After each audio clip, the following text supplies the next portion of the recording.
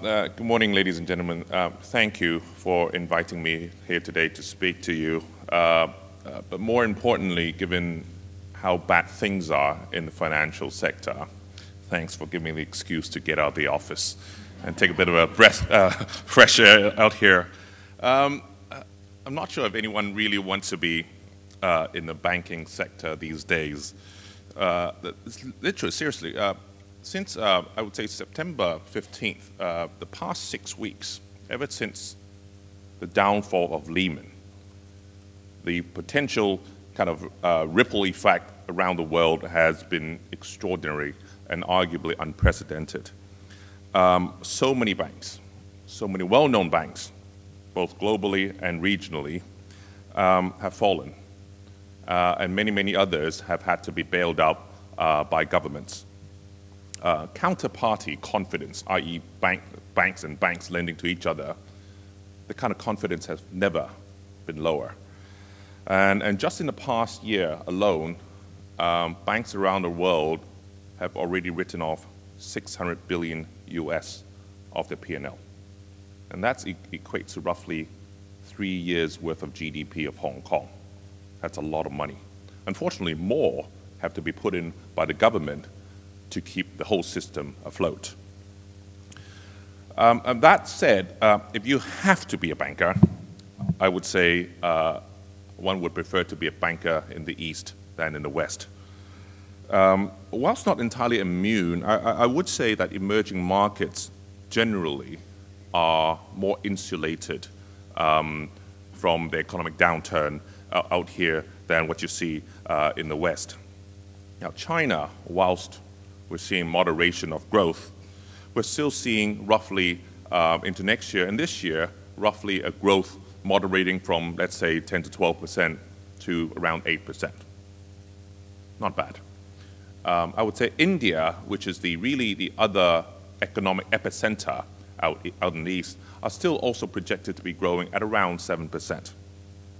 And I think one shouldn't really underestimate the policy ammunition these countries have in their war chests. And such growth in these two epicenters are in turn driving a lot of economic activities around the region. Now, comparing this to next year, perhaps 1 to 2% in US and the Eurozone, it's not that difficult to comprehend why all the eyes are being laid on in the East, and arguably why all of you are here today. Now, the theme, obviously, of the forum is connecting China and the world through Hong Kong, and I think this is a very, very applicable theme. The past many years, I regularly talk to many multinationals, CEOs, CFOs, etc.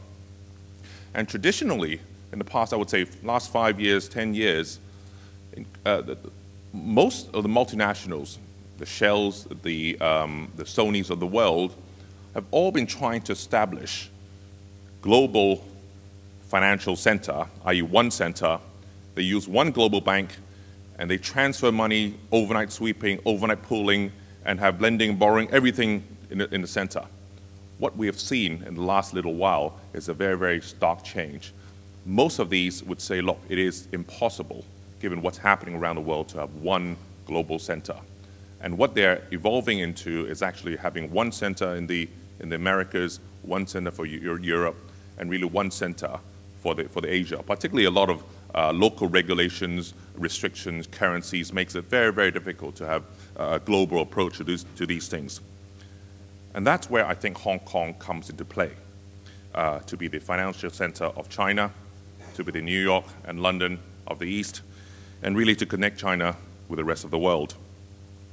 And the fundamental role of as a financial center, very, very similar to what Philip said when he talked about the Venices of the world, which is the transport hub, is actually to now that is really getting people in to China, getting people out of China, and having a lot of, I would say, transfer passengers.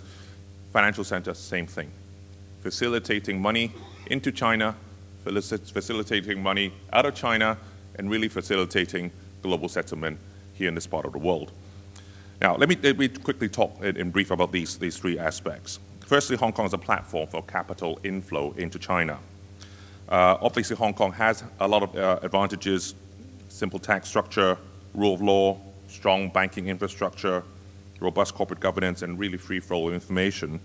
And as a result, direct investment. Hong Kong has been the largest single source of inbound foreign direct investment in China.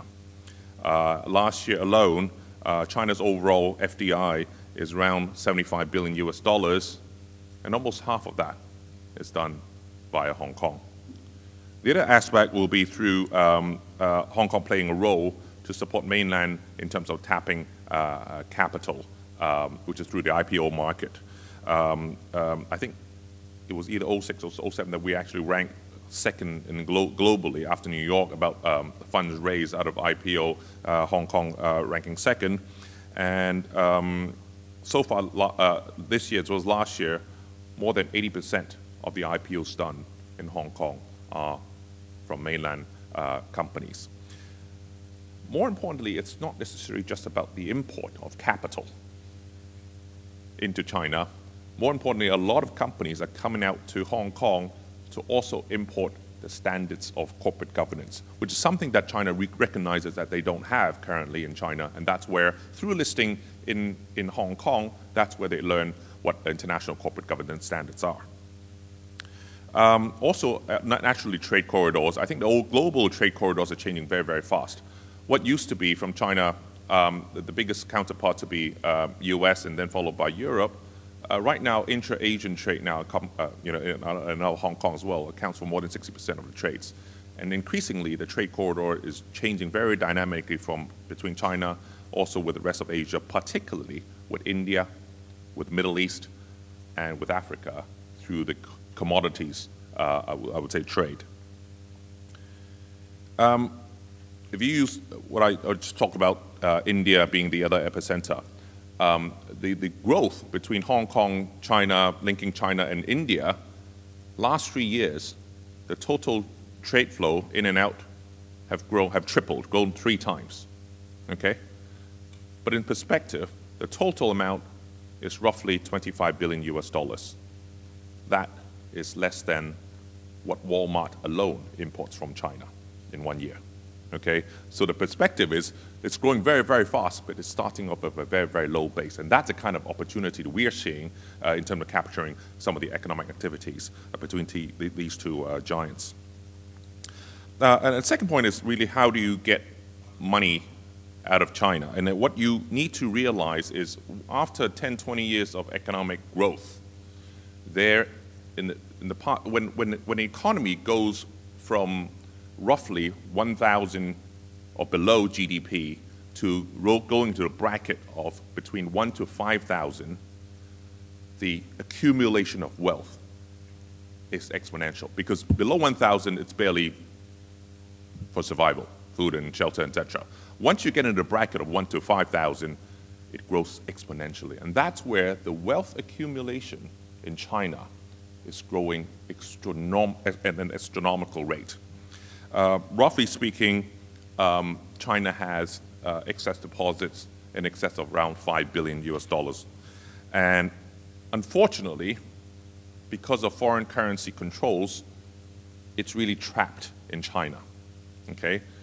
You can put in deposits, which after last night's reduction in rates, earning them 3 and a bit%, which is way below the inflation rate, not very, very good. You can put it in the stock market, which arguably is actually very, very small. You can put it in housing, but China is actually very, very determined to cool off housing prices. There's actually not a lot of places these money can go. And in turn, that's driving a lot of, I would say, internal heat, I would say, inflationary pressure. So I think what China wants to do in the past, via developing of the QDI scheme, which is the establishment of some funds to allow Chinese money to invest out of China. And last year, they did try to announce it, but they withdrew it, was the through train, which was to allow mainland consumers to be able to buy stocks in Hong Kong. What I want to give you a message is directionally, China needs to let some steam out of the system. It needs to let some of the trapped liquidity get out of the system. And Hong Kong naturally is the best place to capture these flows. so that you can actually then recycle some of these accumulated wealth back into the international arena, back to where the funds are needed. Okay?